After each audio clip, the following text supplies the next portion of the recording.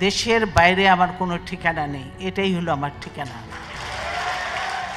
দেশের রাজনৈতিক অঙ্গনকে অভিভাবক শূন্য করে চলে গেলেন দেশের প্রথম নারী প্রধানমন্ত্রী, বিএনপির চেয়ারপারসন বেগম খালেদা জিয়া। ইন্না লিল্লাহি ওয়া ইন্না ইলাইহি রাজিউন।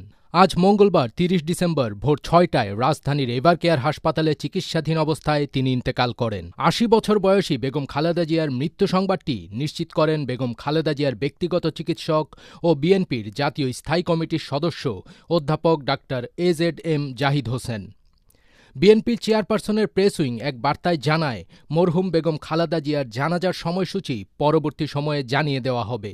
এতে আরও জানানো হয়, খালেদা জিয়ার ছেলে তারেক রহমানের স্ত্রী জোবাইদা রহমান, মেয়ে জাইমা রহমান, খালেদা জিয়ার প্রয়াত ছেলে আরাফাত রহমান কোকোর স্ত্রী সৈয়দা শামিলা রহমান, ২ মেয়ে জামিয়া রহমান, জাফিয়া রহমান, খালেদা জিয়ার ছোট ভাই শামীম এসকান্দার, তার স্ত্রী কানিস ফাতেমা, প্রয়াত সাইদ এসকান্দারের স্ত্রী নাসরিন এসকান্দার, খালেদা জিয়ার মেজ বোন সেলিনা ইসলাম সহ পরিবারের সদস্যরা এবং বিএনপির মহাসচিব মির্জা ফখরুল ইসলাম আলমগীর এ সময় হাসপাতালে উপস্থিত ছিলেন।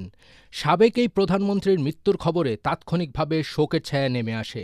হাসপাতালের চিকিৎসক এবং নার্সদের অনেককে কান্নায় ভেঙে পড়তে দেখা যায়।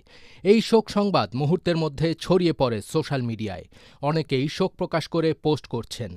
খালেদা জিয়া দীর্ঘদিন ধরে হৃদরোগ, ডায়াবেটিস, আর্থাইটিস, লিভার সিরোসিস, কিডনির জটিলতাসহ নানা শারীরিক জটিলতায় ভুগছিলেন।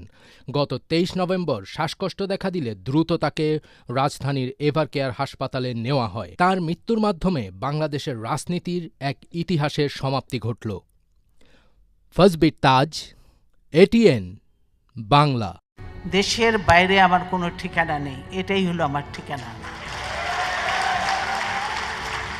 এই দেশ, এই দেশের মাটি, মানুষ